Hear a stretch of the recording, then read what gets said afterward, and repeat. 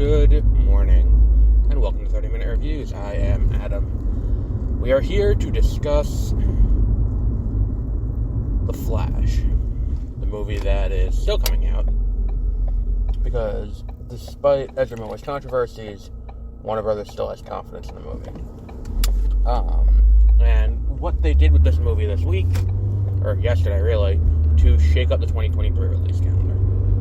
Now, I did a little digging on the 2023 release calendar, partially because I wanted to, look into it for this story, partially because I'm working on the 2023 full list of upcoming releases for my other job, and I was a little, what's the word I'm looking for here? Not concerned. I think concerned is the wrong word. A little confused about this move. Because here's the thing, as it stood, The Flash is coming out the week before Indiana Jones and the, and the Dial of Destiny.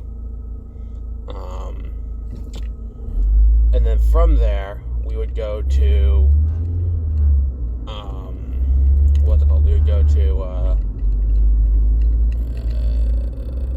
Insidious, and then, what was the one after Insidious? There's another big, Mission Impossible was the movie after that.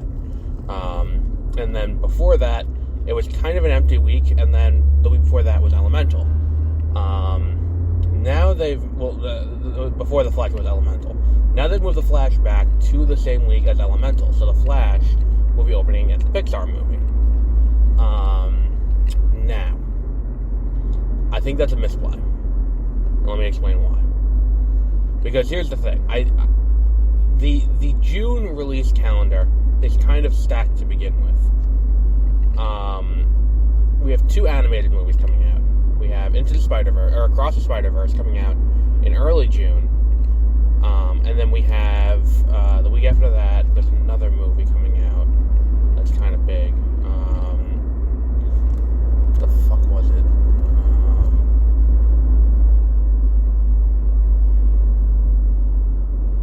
It was... Hang on. Where is it? Oh, Transformers.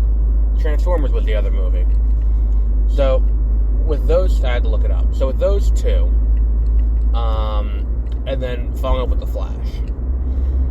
If Transformers is good, that's going to eat into your first week box office. There's people who didn't see Transformers in the first week because of how crappy Last Night and the other one were, the fourth one. People who didn't see it and have heard good word of mouth are going to go and see it then. That's going to eat into it. Across the Spider-Verse may also eat into it, but I'm not super concerned about that because if Disney is putting out Elemental on the same day, they're not super concerned about Across the Spider-Verse. And I don't think there's a reason to be in terms of box offices. I have confidence that movie will be great. The first Spider-Verse movie is one of my favorite movies. And I think that what we have is, the situation where Elemental will be the third animated movie of the year, behind Spider-Verse and behind Super Mario. If it does as well historically as past ones, it would do about 40 to 50 million. Now, are they looking at the Batman and seeing, well, the Batman did 150 or 180 million, I think, in its opening weekend. Let's see if we can replicate that with this. I don't think you're going to replicate that with The Flash, because again, unless you're marketing this shit heavily on Batman being in the movie, I don't think most people will appreciate, will go and see this movie. Especially considering we have no trailer. And I think it's really telling, too, that, again, I've talked about this before with the idea of movies that have issues going in production and stuff like that. We see a lot of reports of movies having issues, and movies getting reshoots and stuff like that. But infrequently does that sword ever fall in the way where it makes the, where it impacts negatively is assigned to movies with male leads or movies with white leads. In this case, Ezra Miller is not male, but they are white. Ezra Miller identifies as non-binary, for those who don't know. Which is, like, I saw someone point out, like, why did you go point out that they identify as non-binary in every article? And it's like, because you're using the pronoun they, you gotta put a reason why you're using the pronoun they whenever you talk about Ezra Miller. But I think that has a lot to do with it. Any other movie, if they were doing this many delays and this many reshoots, like, Rogue One had reshoots. You would have thought that Rogue One was a complete pile of shit. Like, any other movie that goes through this level of reshoots is something where it'll get reported on as the movie is shit, except for The Flash for some reason. I can't understand why The Flash is not getting that same thing. Meanwhile, it's like, it's going through reshoots upon reshoots upon reshoots and delay upon delay upon delay. And look, I get some of the delays were COVID related. Totally understand that. But at the same time, a good amount of delays were not COVID related. It was supposed to come out like 6 months ago. And then it got delayed into March. And then it got delayed again to July. And it's like, well, what the fuck? Like, why is this, the way it is? Meanwhile, Shazam has been locked for a few weeks now. Because Shazam was originally slated to come out this Christmas, or well, not originally slated, but was slated at one point to come out this Christmas. So they had it locked and ready to go. But looking at this whole thing, I think this should be a misplay, because I think that if I'm Disney, I want to give as wide a berth to Indiana Jones as possible. I want to move Indiana Jones up a week to the spot that is now prime real estate that has been vacated by The Flash. Look, maybe you'll cannibalize yourself a little bit on Elemental. Maybe. But I'm not entirely sure that Indiana Jones and Elemental will have the same target audience. And I also think that Turning Red is going to have a bigger impact on Pixar as an animation studio than people have realized at this point. I think that moving that to Disney Plus is going to be the thing that's going to, that's going to kind of tip Pixar into this weird place where its box office returns will never be the same. I think that's the biggest pandemic hit, and quite honestly, I don't think you needed to do that for Turning Red. By the time March came around this year, Turning Red, was already, the box office had already recovered to a point where it is, back to normal, or reasonably normal. It's not fully normal, but it's closer, and we have an idea of trends, but it did not need to be moved to streaming, yet there it was, on streaming instead of in theaters. If you look at it that way, it's kind of like, well, what the fuck, why would they do that? And it is kind of like, people are going to realize, I can just wait for this to go streaming. If it's not fantastic, I can just wait and watch with my kids at home and not go to the theater and pay, it's $20 a seat. If you go as a family of 4, that's $80. If you go for 2, that's $40. And then you get snacks and all of that. It's an expensive ordeal. It's like, why would I do that if I can just wait for it to go to streaming in 6 months, or in not even 6 months, a month and a half, it's going to be on streaming. It's just one of those things where it's like, I don't understand I think that was the thing that Disney kind of has to work themselves around. I think they have to expand the window for theatrical for these movies, or the theatrical exclusivity, because I know that they'll stay in theaters for a while, but even after they're on Disney Plus.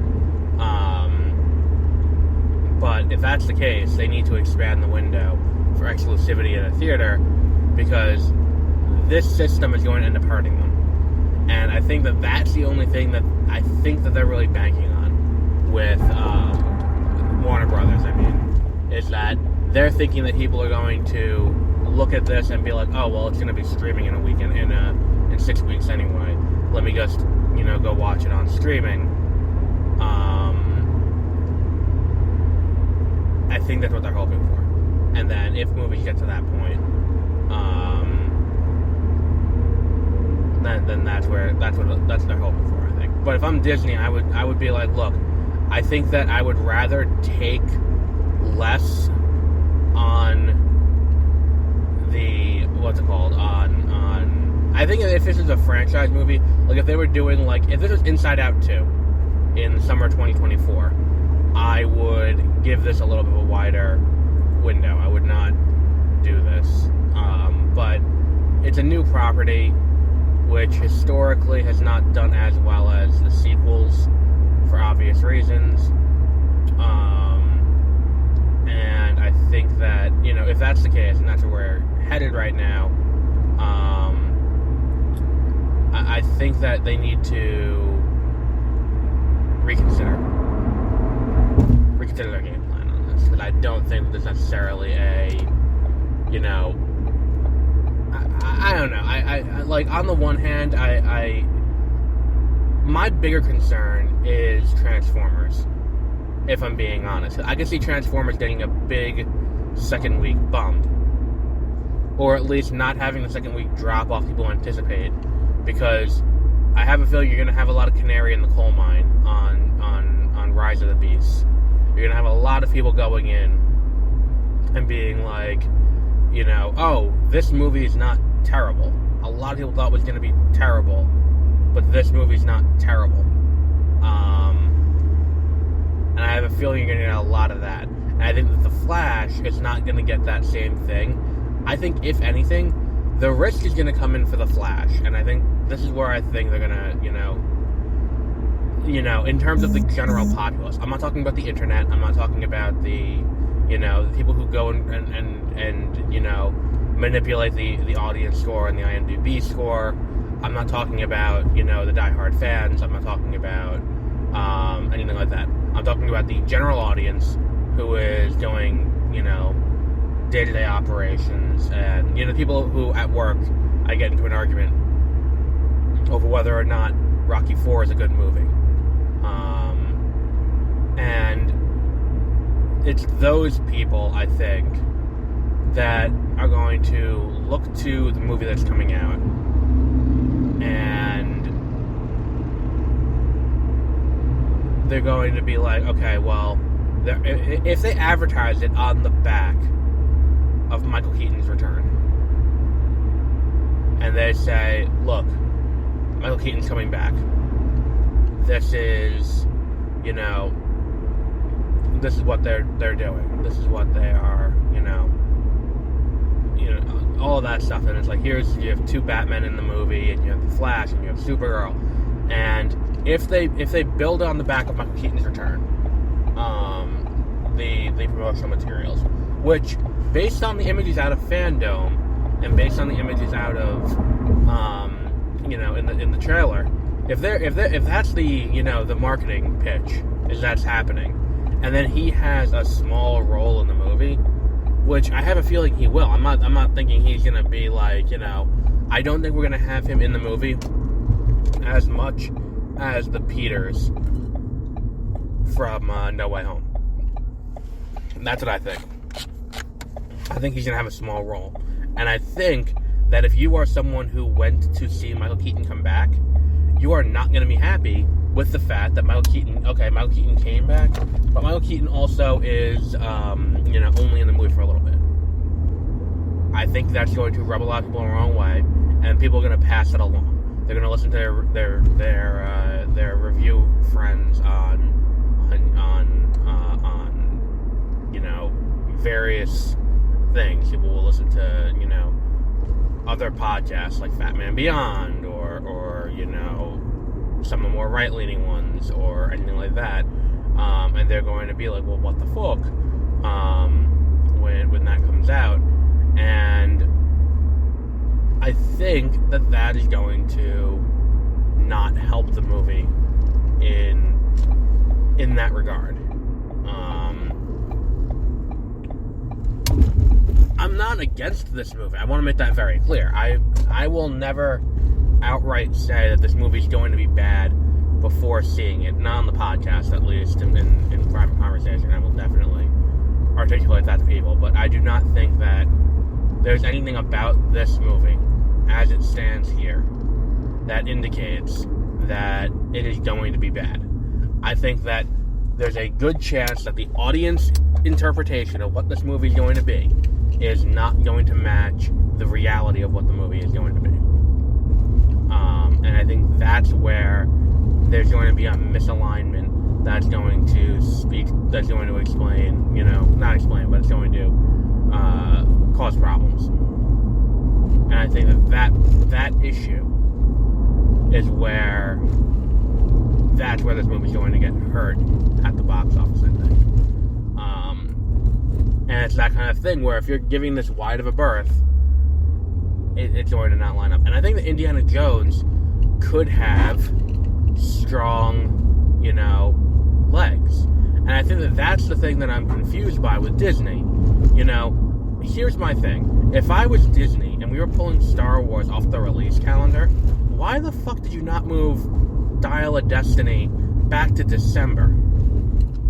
Because your release, unless you think that movie's not going to be good, because I think there was a chance that it could have done money the same way The Force Awakens did.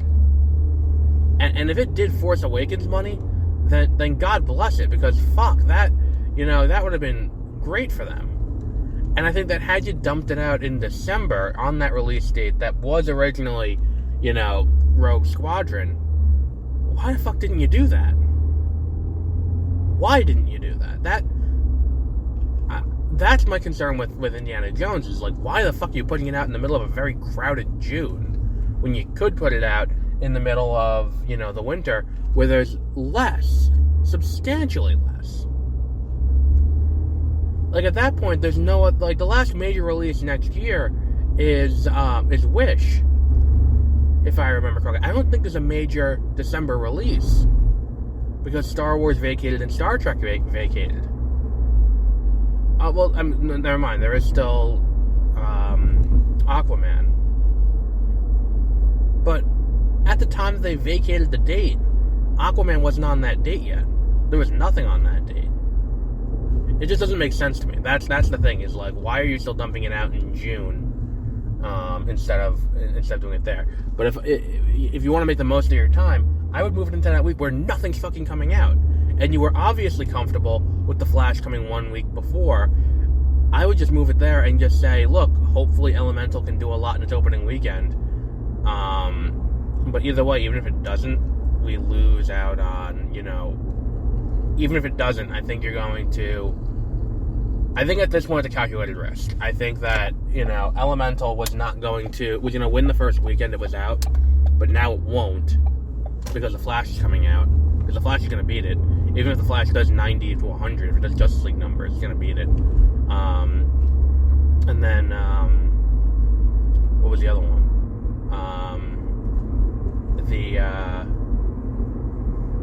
At that point, and they weren't going to win the second weekend because they were going to be cannibalized by The Flash. So it's just one of those things where, like, you watch it and you're like, fuck, this is really dumb. So at this point, just, if I'm Disney, bite the bullet and move up Indiana Jones a week. Say, fuck you. We want the extra week to not have that, to not have to worry about that. And then deal with it. But we'll wrap up there for today. We'll be back with whatever news story comes next with other information that may be coming this week. I think there is something this week. The Game Awards is this week. So we'll probably be talking about some of the trailers that come out of the Game Awards. But until then, have a great rest of your week.